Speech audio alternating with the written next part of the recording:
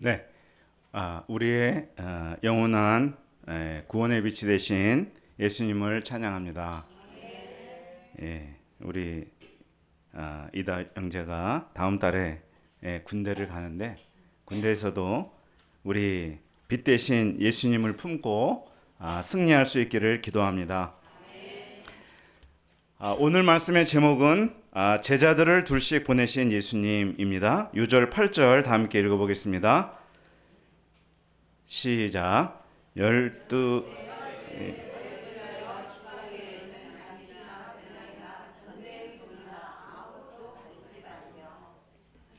예.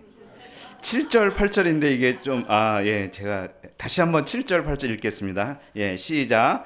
12제자를 부르사 둘씩 보내시며 더러운 귀신을 제어하는 권능을 주시고 명하시되 여행을 위하여 지팡이 외에는 양식이나 배낭이나 전대의 돈이나 아무것도 가지지 말며. 기도하겠습니다. 하나님 아버지, 감사합니다. 오늘 거룩한 주일 우리가 예배로 주님 앞에 모이게 하심을 감사합니다. 주님, 우리를 죄에서 건지시고 영원한 생명을 주신 주님을 경배하고 주님으로부터 진리의 음성, 생명의 말씀을 받는 시간 되도록 도와주시기를 간절하게 기도합니다. 예배를 통해 주님 홀로 영광 받아 주옵소서. 감사하며 예수님의 이름으로 기도합니다. 아멘. 예수님은 오늘 말씀에서 제자들을 둘씩 전도 여행을 보내십니다. 예수님 없이 그들끼리 현장을 체험하게 되는 첫 시간입니다. 이제까지 예수님의 제자들을 부르시고 하신 일들을 먼저 한번 생각을 해보겠습니다. 예수님은 제자들이 먼저 자신과 함께 있도록 하셨습니다. 예수님과 많은 시간을 보내면서 배우고 은혜 받도록 하셨죠. 그리고 이제 예수님은 그들이 예수님과 믿음으로 맺어진 가족이다 하는 거 가르쳐 주셨어요. 예수님과 함께 하면서 가장 중요한 것이 무엇이었냐? 그건 4장에 나왔었는데 바로 그의 가르침을 잘 듣는 것이었습니다. 들을 귀를 가지고 열심히 듣도록 하셨습니다. 그 다음에 현장으로 데리고 나가셨죠? 현장은 어떤 현장이냐? 예상치 못한 돌발 상황, 한계 상황이 발생하는 그런 현장이었습니다. 첫 번째 어떤 현장이었죠? 광풍이었습니다. 광풍을 만나는 그런 현장에 데리고 가셨어요. 그 다음이 어디였죠? 네, 고랑과 쇠사슬도 끊어버리는 헐크 같은 귀신 들린 사람도 만나보게 하셨습니다. 그 다음에 12년 고통하던 혈뇨증 걸린 여인도 만나보게 하셨고요. 그 다음에 회당장 야이로와 그의 죽은 딸이 살아나는 현장도 보게 하셨습니다. 자, 이 사건들에 나타나는 공통점이 뭐냐? 그것은 전부 다 한계 상황이었다는 거. 돌발 상황이었다는 거. 왜? 그래야 믿음을 배우니까. 그리고 또 한 가지 공통점이 있어요. 그 뭐냐? 예수님이 함께 하셨다는 거야. 함께 하실 때는 함께 하심이 필요합니다. 그러나 늘 함께 하실 수는 없어요. 예수님은 언젠가 떠나셔야 될 뿐입니다.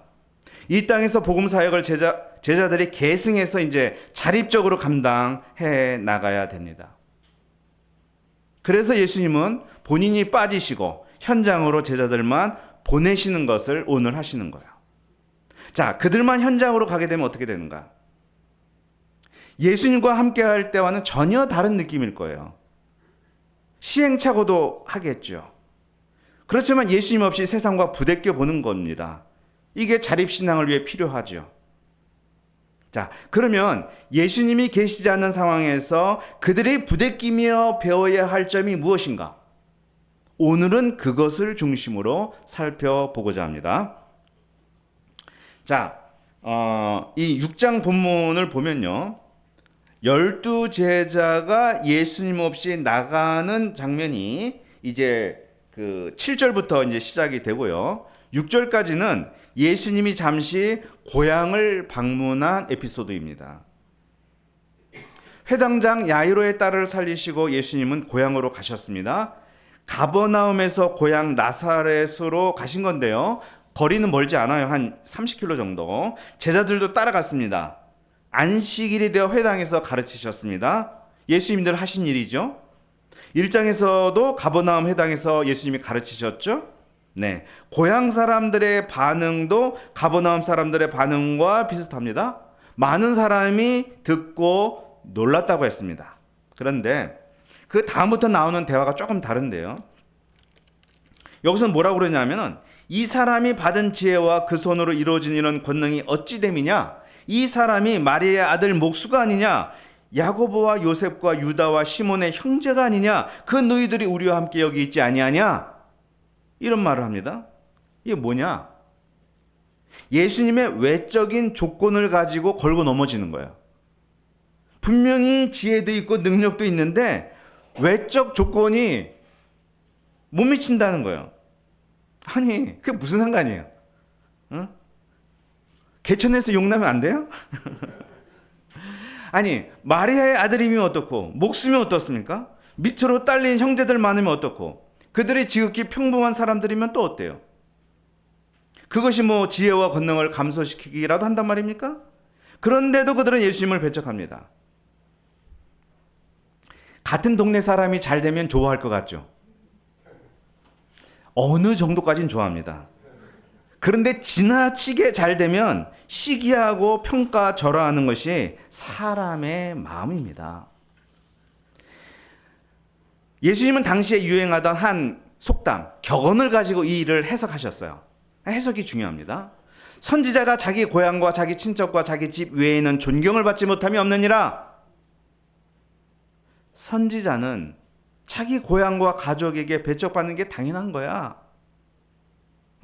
그렇게 받아들이심으로 배척하는 분위기에 말려들지 않으셨어요. 안 받아들이면 그런 자들을 위해 권능 행하지 않으면 되는 거고, 받아들이는 사람 소수만 내가 데리고 치료하면 되는 거예요. 배척을 받을 때 네가 어떻게 그럴 수 있어? 우리가 그런 사이야? 하면서 질질 짤 게 아니라 그럴 수 있지. 얼마나 그런 일이 많으면 속담으로까지 만들어지겠어? 하면서 쿨하게 받아들이고 그냥 내 할 일 하는 거예요. 자, 6절을 보십시오. 예수님이 어떻게 하셨나? 그들이 믿지 않음을 이상히 여기셨더라. 이에 모든 촌에 두루 다니시며 가르치시더라. 믿지 않고 배척하는 게 이상하긴 하지만 그건 그들의 문제이지 내 문제가 아니에요. 배척하는 사람에게 문제가 있는 거지 배척받는 나한테 문제가 있는 게 아니에요. 나는 내 몫을, 내 역할을 더 힘있게 감당하면 되는 거예요. 배척받는 상황에서 예수님은 더 힘을 내어 온 촌에 다니며 말씀을 가르치셨다. 이렇게 말씀하는 거예요. 둘씩 파송하기 전에 이 배척받는 걸 보여주신 이유가 있습니다. 배척받는 게 당연한 제자의 삶이라는 거예요. 예수님은 지금까지 주로 사람 고치고 살리고 승리하는 모습을 보여주셨습니다. 자, 승리하는 모습만 봤어요. 그러면 이 제자의 삶에 자신감을 가질 수는 있겠죠. 그런데 제자의 삶이 항상 형통한 것이라고 착각하게 할 수도 있습니다. 제자의 삶은 승리만 있는 게 아니거든요. 실패가 있습니다. 환영만 받는 게 아니거든요. 배척도 받습니다. 예수님은 승리의 본만 보여주신 것이 아니라 배척받고 외면당하는 본도 보여주시는 거예요. 이건 일종의 백신 주사라고 할 수 있습니다. 크게 핍박을 받을 때 작은 배척받음이 몸의 항체를 형성시켜서 나중에 크게 흔들리지 않도록 도와줍니다. 작은 실패, 작은 상처를 겪어봐야 나중에 큰 실패, 큰 상처 앞에서 흔들리지 않는 거예요. 가끔 자기 인생을 포기해버리는 사람들이 등장해요. 왜냐? 젊었을 때 작은 실패, 작은 상처를 안 겪어봐서 그래요. 지금 예수님과 함께 할 때 여러 번 배척받고 거절당하는 아픔을 겪는 것이 나중을 위해 좋은 거예요. 예수님은 배척받지만 자기 길을 가는 모습을 보여주셨습니다. 그리고 12제자를 둘씩 보내십니다. 그들끼리 가보도록 하세요. 둘씩 가면 너무 힘들지 않겠죠. 서로 의지가 될 것입니다. 그렇지만 또 가끔 서로 싸우고 힘이 빠지기도 하겠죠.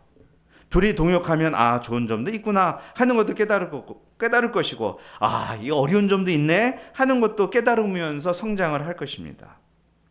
신앙은 하나님 앞에서 홀로 대면하는 과정이기도 하지만 둘이 협조하고 갈등하고 티격태격하면서 성장하는 과정이기도 합니다.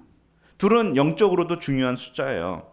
그들이 전파하는 복음의 확실성을 보증하는 증인의 숫자가 둘이거든요. 그러니까 우리가 전하는 복음은 확실한 하나님의 말씀이다 라는 것을 보증하는 숫자예요. 또한 둘 이상이 모인 곳이 교회가 이루어져요. 그래서 교회가 세워지는 최소 단위이기도 합니다. 예수님은 둘씩 보내시며 그들에게 더러운 귀신을 제어하는 권능을 주셨습니다. 가장 좋은 능력 장착시켜 주신 거죠. 눈에는 보이지 않지만 세상은 악한 영들과의 전쟁입니다. 사람이 문제처럼 보이고 정치 제도가 문제인 것처럼 보이지만 근본적으로는 악한 영이 지배하는 게 문제죠. 그것을 드러내고 몰아내는 것은 영적 능력이 있어야 가능합니다. 예수님은 그들에게 엽이나 식량을 주시지 않고 영적 권능을 주셨습니다. 그리고 말씀하셨습니다. 여행을 위하여 지팡이 외에는 양식이나 배낭이나 전대의 돈이나 아무것도 가지지 말며 신만 신고 두벌옷도 입지 말라. 무슨 말이에요? 여행을 최대한 가볍게 하라는 거죠. 이 여행은 분명한 목표가 있는 여행입니다. 말씀을 전하고 귀신을 쫓아내고 병자를 고치는 여행이에요. 가지고 있는 것들이 오히려 그 목표를 이루는 데 방해물이 되어서는 안 됩니다. 여행을 많이 해본 분들은 잘 알아요. 오늘 이렇게 우리 점바 그레이스 박 선교사님 오셨고 우리 또 신리부가 선교사님 이렇게 오셨는데 멀리서 오셨습니다. 이 짐이 얼마나 짐이 되는지 여행을 해보면 알죠. 이게 도움이 될 줄 알고 가져왔는데 오히려 그것 때문에 여행이 심히 고달파집니다. 가벼우면 매이지 않고 굉장히 자유롭고요. 어디든 갈 수 있고 무엇도 할 수 있어요. 목표에만 올인할 수가 있습니다. 지팡이 외에는 아무것도 가지고 가지 말라는 게 평생 지팡이만 짚고 살란 말은 절대 아니에요. 양식이나 전대의 돈이 필요 없다는 말 아니에요. 그게 없어도 문제되지 않는다는 정신을 배우라는 것입니다. 지금이 그걸 배울 때이기 때문이죠. 우리 조찬우 목사님이 특전사 훈련을 받으면서 경험한 것을 가끔 이렇게 이야기해 주시잖아요. 제주도에 낙하해봤고 지리산 같은 데서도 낙하해서 떨어뜨린 데잖아요. 그래서 몇 주일을 거기서 생존하도록 아무것도 안 주고 그래서 알아서 칡을 캐 먹든지 뱀을 잡아 먹든지 그렇잖아요. 그게 특전사죠. 그렇다고 특전사면 평생 그렇게 살아라? 뱀만 먹고 살아라? 그거 아니잖아요. 어떤 열악한 상황 속에서도 살아남을 수 있는 정신력과 능력을 키우라는 거잖아요.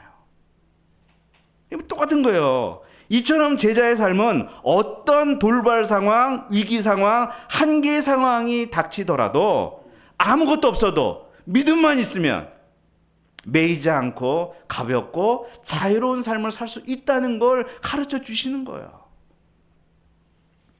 우리의 삶은 전체적으로 평생을 볼 때도요. 사실 굉장히 심플해야 돼요. 가벼워야 돼요. 단순해야 돼요. 자유로워야 됩니다. 여러분 지금 삶 어때요? 혹시 무겁지 않습니까? 덕지덕지 뭐가 많이 붙어 있나요?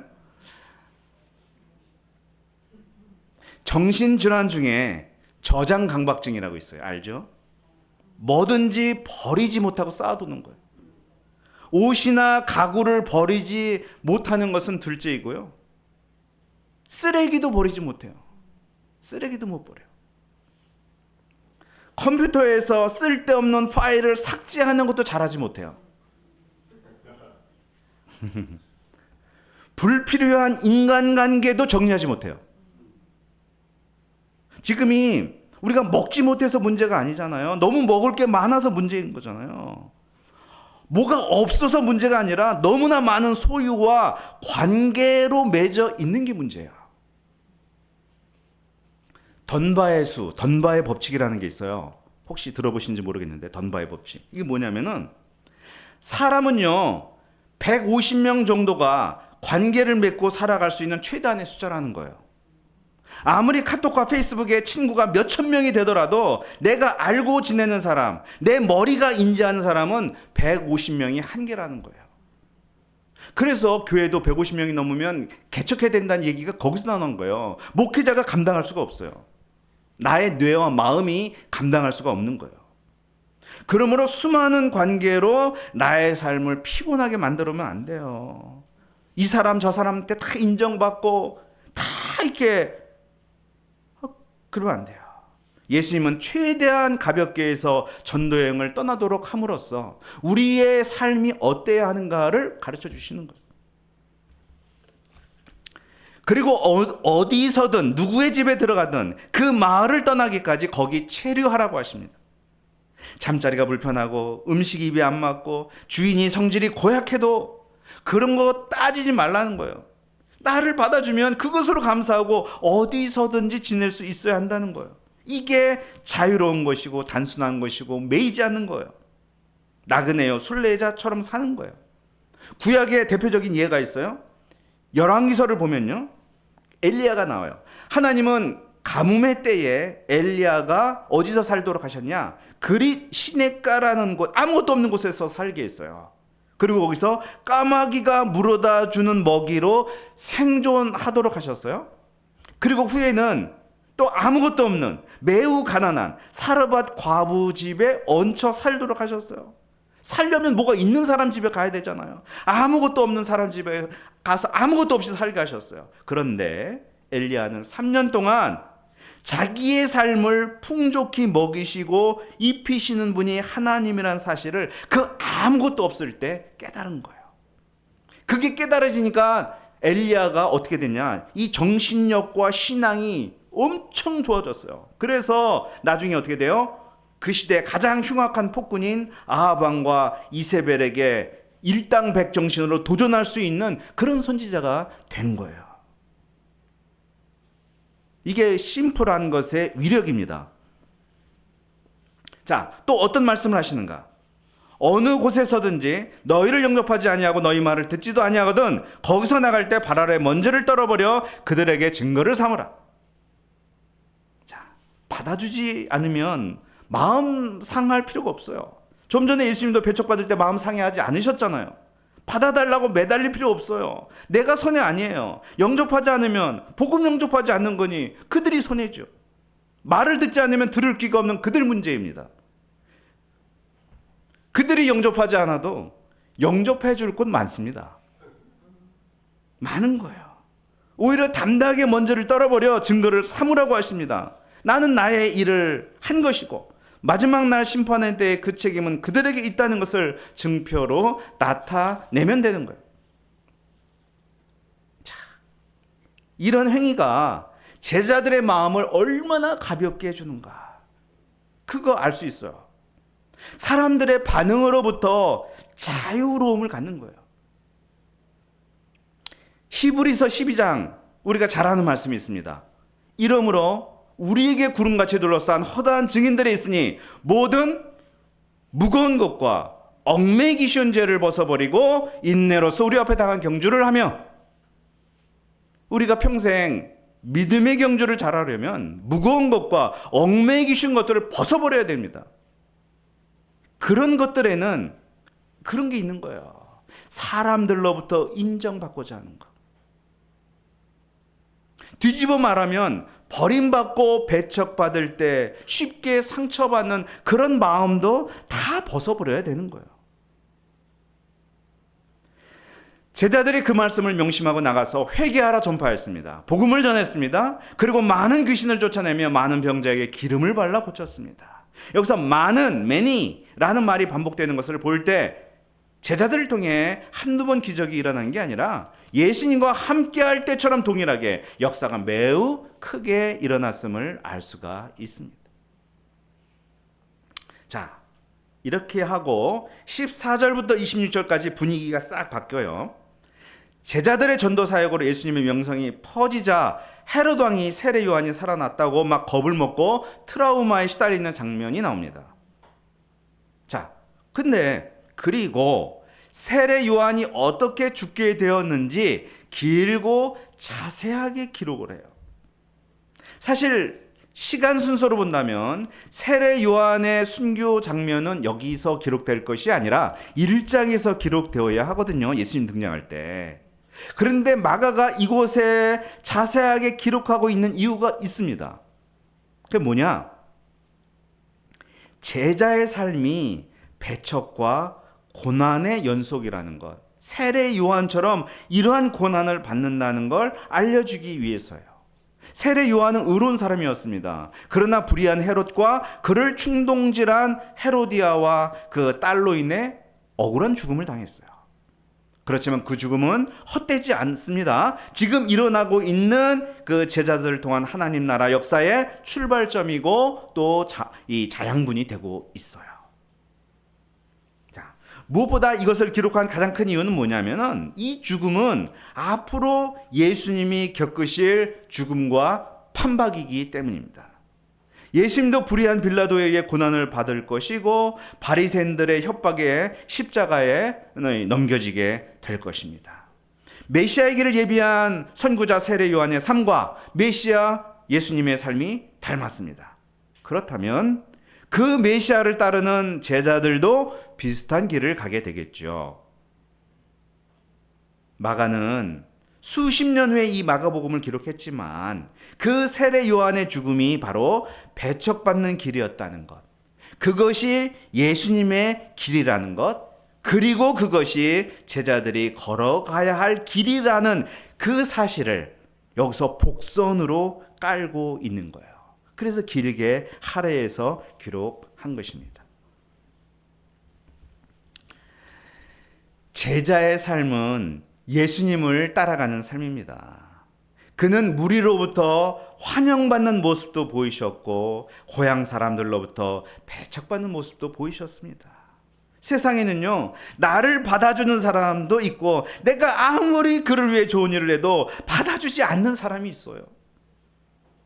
우리가 앞에서도 여러 번 봤지만 예수님이 환영을 그렇게 받는데 예수님은 환영하는 분위기에 한 번도 빠지지 않으셨습니다. 일정한 거리를 두셨잖아요. 배를 타고 배에서 말씀을 가르치셨잖아요. 그게 뭐예요?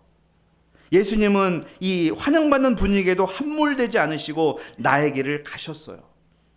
이 배척받을 때도 마찬가지예요. 일정한 거리를 두고 그건 네 문제 하면서 내 길을 가셨습니다. 제자는 환영도 받고 배척도 받는데요, 두 개 다 내가 갈 길이 아닙니다. 내가 가야 하는 길은 복음을 전파하고 영혼의 병을 치유하며 하나님 나라를 확장하는 곳에 있습니다. 그래서 제자의 길을 잘 가려면 환영을 받든 배척을 받든 거기에 절대 매이지 말아야 됩니다. 내게 보내주시는 사람을 인연으로 알고 잘 섬기고 또 아니면 집착하지 말고 떨어버리고 가면 되는 거예요. 자, 우리 대학로 동역자들은 둘씩 보냄을 받은 동료들이며 짝꿍입니다. 하나님의 크신 섭리, 인연 가운데 불러주신 사람들이에요. 옆에 있는 사람들이. 나를 안 받아주는 멀리 있는 사람하고 관계를 잘 맺으려고 할 필요 없어요.